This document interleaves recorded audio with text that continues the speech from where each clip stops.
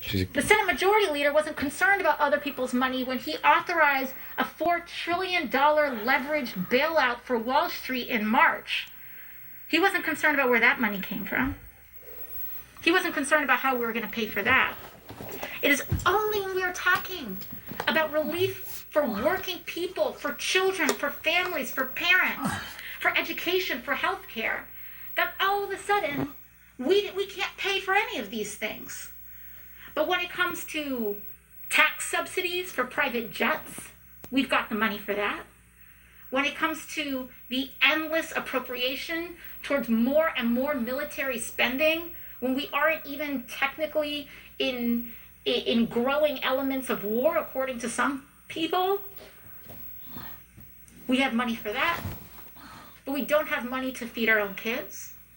We don't have money to educate people. We don't have money to provide health care.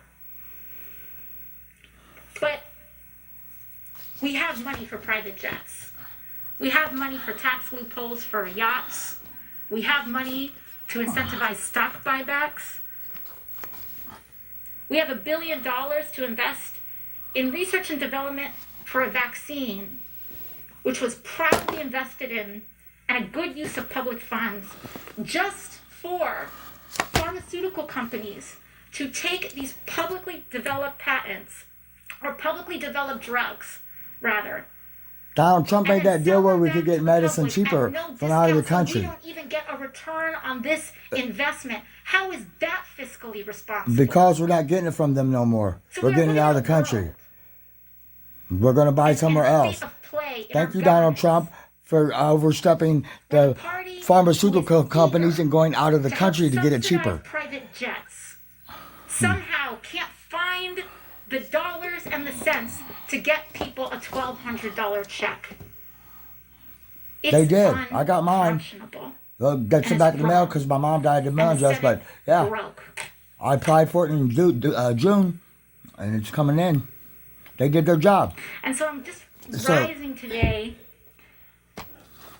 because it's extraordinarily difficult to represent a working class district, not a private jet district,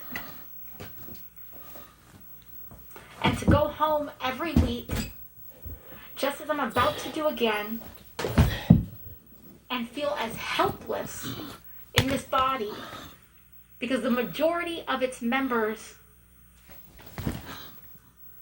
and the majority of the Senate can't seem to want to get it together and get people the help that we need, and the Senate broke. So this is what I have to do. This is what we are resorting to. Speaking to an empty room. Wearing masks. Hiding from your constituents. Broke. No, because you're trying to do a usurpation of a democratic nation. If there's anything that I have left to say, but I want to know if there's anybody out there that's listening. Yeah, I am. Is that I'll if let you you're know. a working family. I'm recording. If you're struggling. And I'm telling.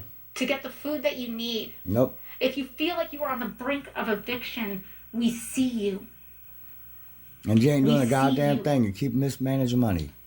And what I ask for the Senate, and what I ask of our Republican colleagues in the Senate, is to act as if you were the one that was going hungry. Why haven't you been compromising the past 3 years? Instead of trying to usurp a duly elected president, you should have been compromising 3 years ago. You failed. You cannot manage money. You've never been a congresswoman where you had a fiscal stability.